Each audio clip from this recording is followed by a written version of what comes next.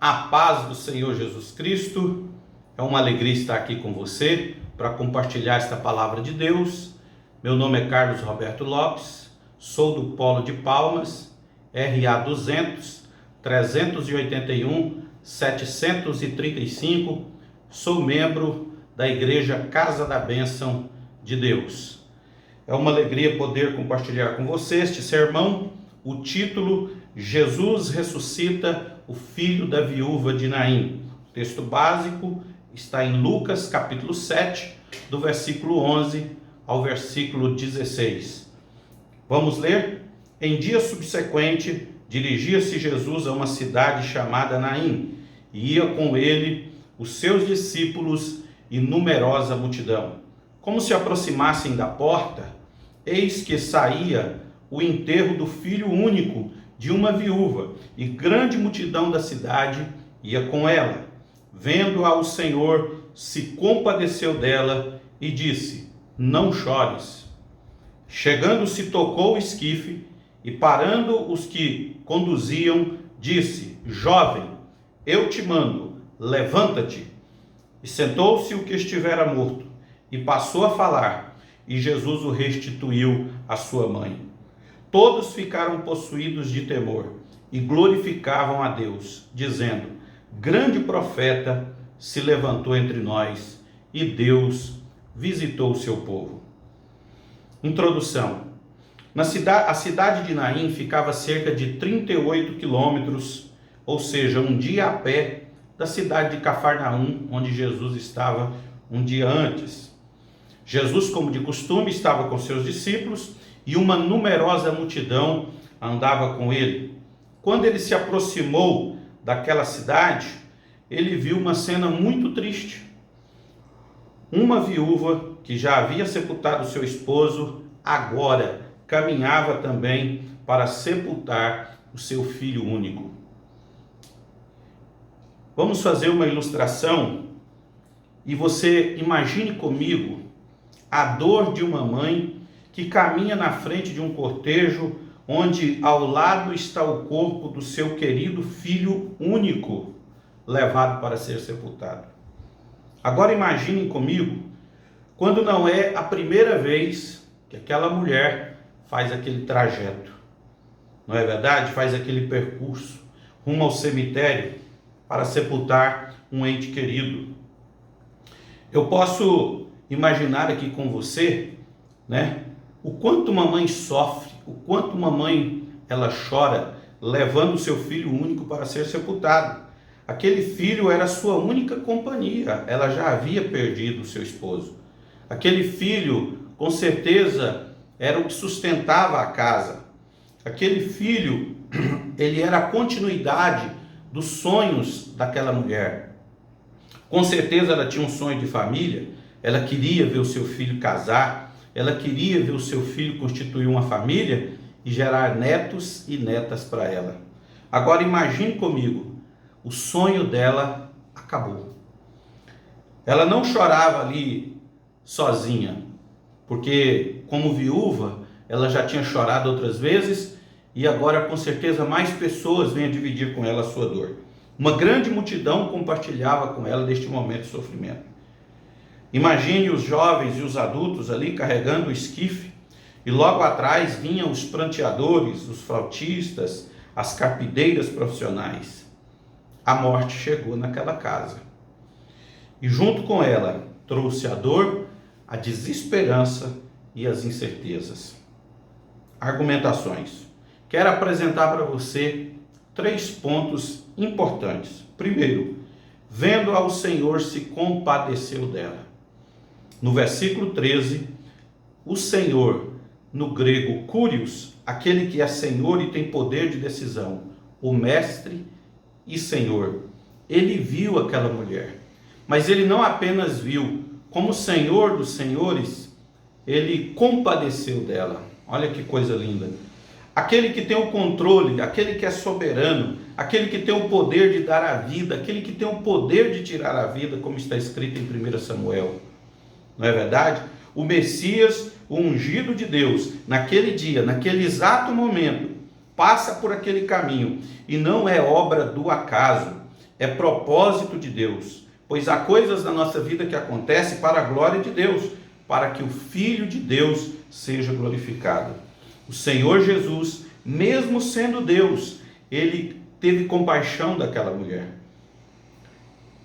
que de maneira tão triste, aquela mulher que de maneira tão triste caminhava na despedida do seu filho único, o Senhor que desceu do céu e assumiu a forma de servo para socorrer os aflitos e necessitados. Ele, o Senhor dos senhores, parou e se compadeceu. É muito importante a gente perceber quando alguém que é tão grande, quando alguém que é tão soberano, sente a dor de uma viúva, sente o sofrimento de alguém tão frágil. Jesus tem essa capacidade de se compadecer dos mais fracos. A Bíblia diz que ele veio libertar os cativos. E naquele momento estava ali uma mulher cativa da dor, cativa do medo, cativa do sofrimento e cativa da incerteza. Aquela mãe não conseguia visualizar um futuro sem o seu filho, sem um homem dentro de sua casa, pois ela, viúva, dificilmente conseguiria um emprego ou sustento para a sua vida. Mas Jesus, o Senhor, que é a própria vida, resolve parar, se compadecer dela e socorrer ela daquela aflição. Foi por amor de Deus, o Deus que enviou seu único filho para morrer na cruz do Calvário. Agora, este imensurável amor move o coração de Jesus para realizar um milagre sobrenatural, que é trazer de volta a vida daquele jovem. Segundo ponto que eu quero te apresentar, disse-lhes: não chore. O choro era inevitável. Nos funerais orientais, como já disse, haviam as carpideiras, pessoas que acompanhavam chorando. Mas agora Jesus, um estranho, alguém desconhecido da família, para ali, se compadece daquela mãe e muda a rotina daquele ambiente, muda a rotina daquele velório, daquele momento em que eles caminhavam para o sepultamento, dizendo: não chores. Mas como não chorar? Era o único filho dela. E ela já fazia aquele trajeto pela segunda vez. Desesperada, angustiada, não é verdade? Era o seu único filho e ali estava carregando rumo ao sepultamento.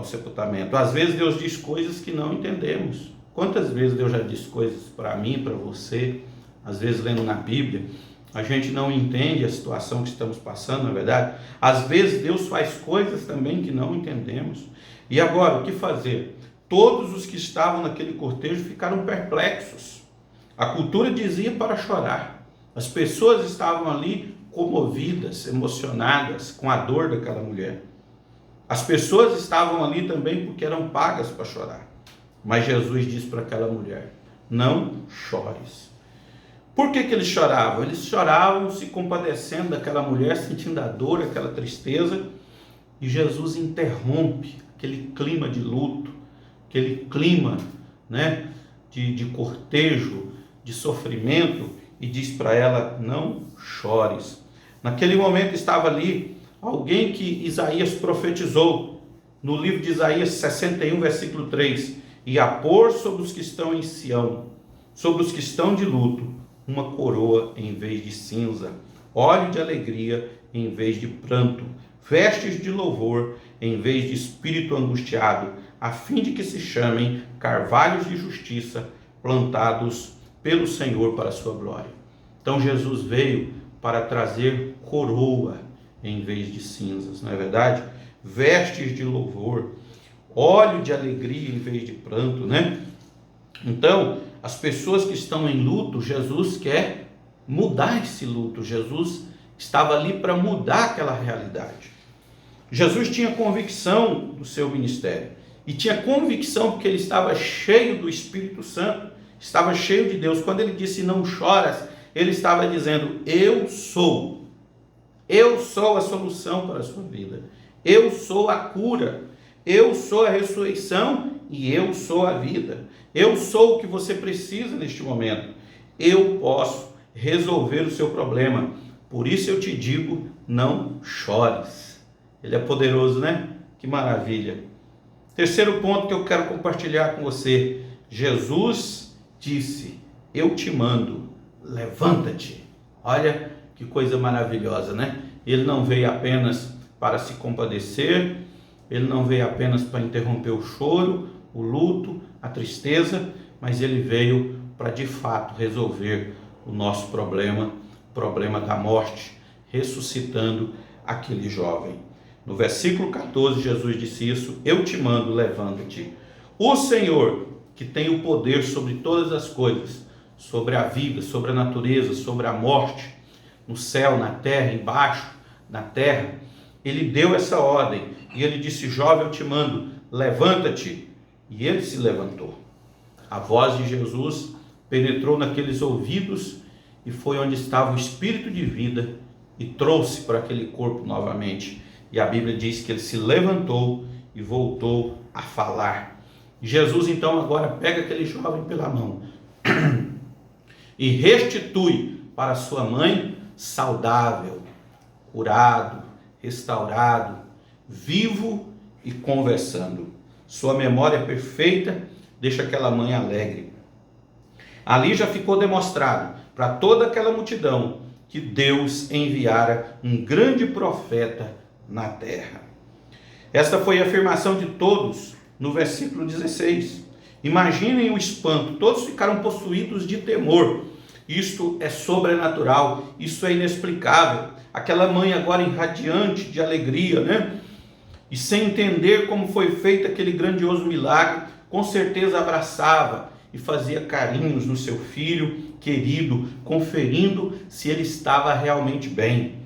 E a cada toque que ela tocava no seu filho, ela tinha certeza de que tinha ali o seu filho novamente. Ela ficava encantada, porque ali estava o seu filho, saudável, ressuscitado, perfeito, voltaria para sua casa, continuaria a vida, estaria com ela nas noites, nas manhãs, nos horários de almoço. Imagine agora a alegria daquela mãe. Por cerca de 400 anos, Israel não ouvira a voz de algum profeta que verdadeiramente falasse em nome de Deus e fizesse tamanho milagre. A ressurreição do filho da viúva da cidade de Naim foi a prova viva de que Deus visitara o seu povo. Jesus o Cristo, o Verbo que se fez carne, estava ali trazendo esperança.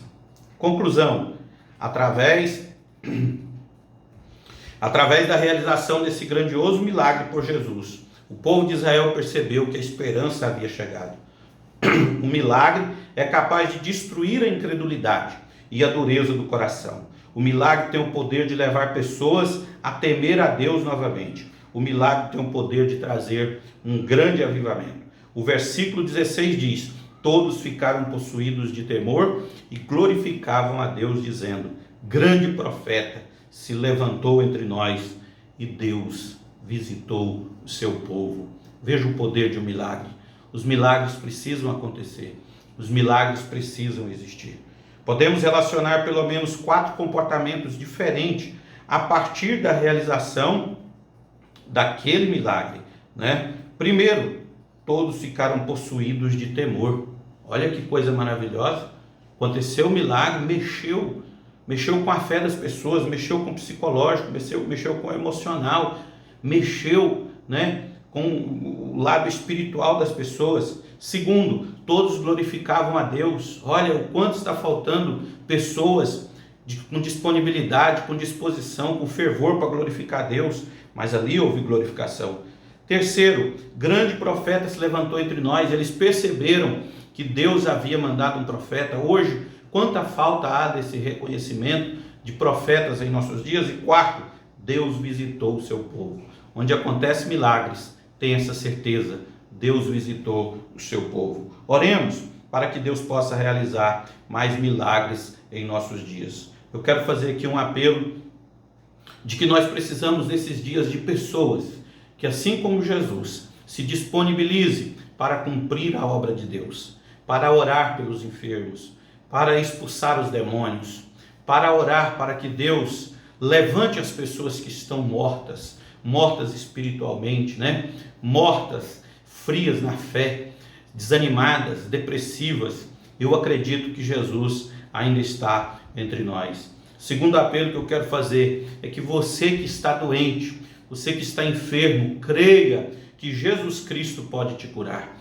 Creia que Jesus Cristo pode te libertar. Creia que Jesus Cristo pode te trazer de volta a uma vida saudável. Tanto você que está morto espiritualmente, tanto você que está doente fisicamente, creia que Jesus Cristo, Ele é a ressurreição e a vida, e Ele pode fazer esta obra na sua vida. Tiago capítulo 5, no versículo 16 diz: confessai, pois, os vossos pecados uns aos outros e orai uns pelos outros para serdes curado, pois muito pode por sua eficácia a súplica de um justo.